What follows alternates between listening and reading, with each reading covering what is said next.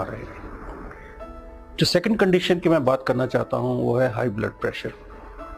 अब शुगर और high blood pressure का चोली दामन का साथ है। आप देखेंगे ज़्यादातर लोगों को शुगर भी है और ब्लड प्रेशर भी ज़्यादा है, खासकर एल्डरली पॉपुलेशन जब 40 के बाद 50 साल के बाद बीपी इज़ वेरी कॉमन। आजकल यंगस्टर्स में भी उतना ही कॉमन हो गया है। बीपी का जो मेन रीज़न है बढ़ने का, this is the pressure against the flow of the blood.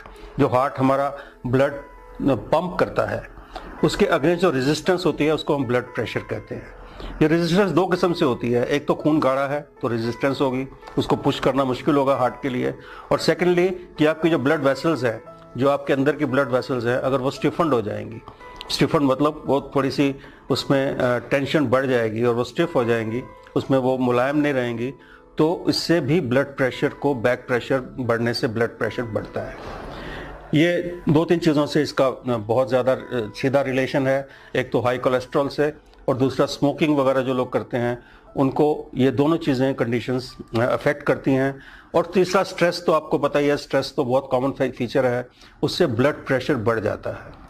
Kangen water से हमने ये देखा है कि कैंगन वाटर से आपकी जो सबसे पहली बात कि खून पतला होता है, उसमें कोलेस्ट्रॉल वगैरह ये सब चीज़ें अपने आप कम हो जाती हैं।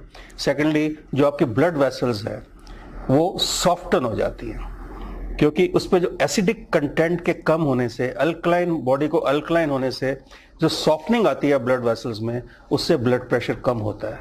और तीसरा, अगर ये थोड़ा सा भी स्ट्रेस फैक्टर इससे कम होता है, जैसे मैंने देखा है कि अगर आप थोड़ा सा हेल्दी महसूस कर रहे हो, तो थोड़ा आप वॉक कर रहे हो या आप लोगों से थोड़ा इंटरेक्ट कर रहे हो, तो आपका स्ट्रेस लेवल भी कम होता है। इस वजह से ब्लड प्रेशर आमतौर पे 1 महीना या 2-3 महीने के इस्तेमाल के बाद, कैंगन वाटर पीने के बाद, आप देखेंगे कि आपका blood pressure with in control है।